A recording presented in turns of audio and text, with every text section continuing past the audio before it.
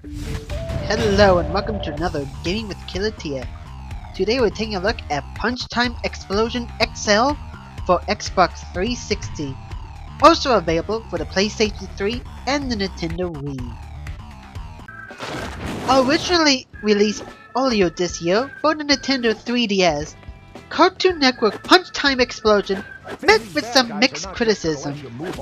Papaya Games, the developers of Punch Time Explosion, promised the console version to be an improvement over the 3DS original. I haven't played the original 3DS release, so I can't comment on many of the changes that they made in between the versions, but I do know that they changed the way the characters are unlocked. Instead of unlocking them twice for single and multiplayer mode, you only have to unlock the characters once for both modes. It is a very nice improvement, but I do have other problems with the game itself. The biggest problem I have with the game is its presentation. For example, the main menu that you're seeing right now feels so boring and generic that it's pretty upsetting. Now I don't expect this to be the best part of the game, but I do expect some work to be done with it. The cutscenes that they have throughout the game are very limited in its animation. It's so limited that I think it makes the 1960s Hanna-Barbera cartoons a theatrical masterpiece.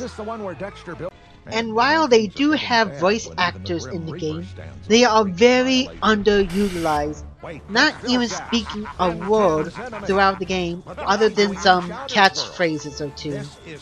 As a matter of fact, the only real voice acting you'll ever hear is this announcer dude. Yes, Ben Tennyson. The biggest culprit in the presentation is the way they present the story. It's the exact opposite of how Super Smash Bros. Brawl presented their story. In Brawl, they did not use a single word or a single text to tell a storyline. They used the emotions of the characters to portray the storyline.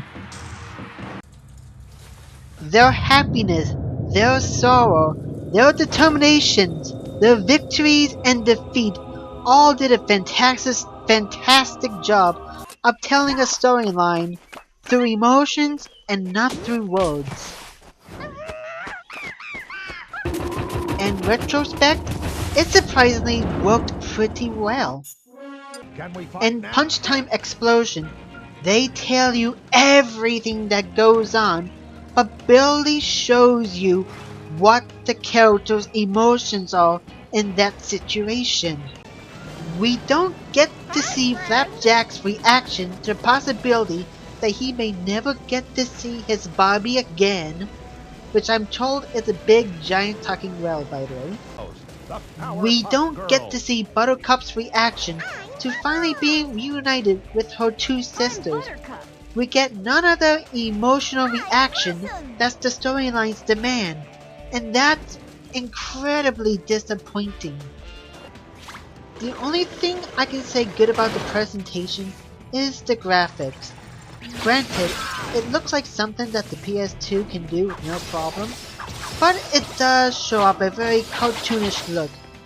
And given the premise of Punch Time Explosion, that's a plus in my book.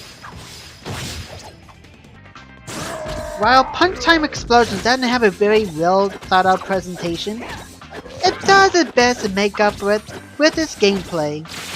Considering that it is a Super Smash Bros. Clone, it does a pretty damn good job.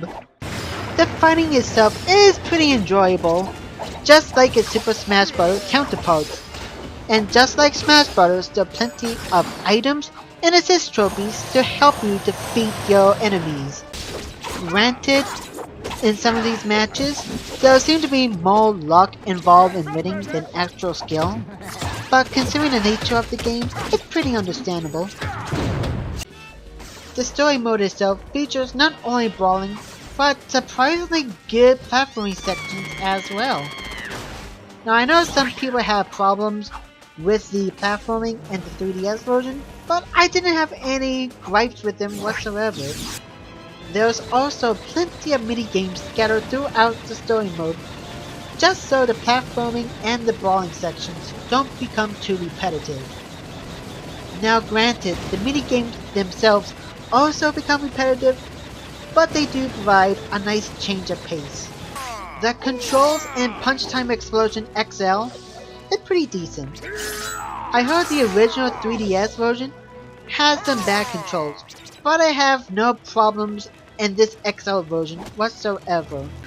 There was a few times where the buttons weren't being recognized properly, but those were few and far in between, and nothing that I would consider game-breaking. It was, however, odd using the Y button as the jumping button instead of A or B as usual. However, you get used to that quickly. If not, you can remap the controls to fit your needs. As for the multiplayer, when I got the chance to play with a friend of mine, it was pretty fun and exciting. However, it should be noted that there is no online mode available in Punch Time Explosion XL, so playing with your friends locally is the only option. Would I recommend picking up Cartoon Network Punch Time Explosion XL? Well, it is a good alternative to Super Smash Bros. Brawl if you don't have a Nintendo Wii, and it does come with a budget price of $40. However, the very bland presentation left a sour note in my mouth. Unless you're a hardcore Cartoon Network fan, this game is better off being a weekend rental, where a few friends of yours can come and enjoy this game for what it's worth. I honestly cannot say go on ahead and pick it up, unless they cut the price down to about $20. Bring it on, baby. Overall, I give Punch Time Explosion XL a solid C. It's a Killatia signing off, and I hope to see you next time.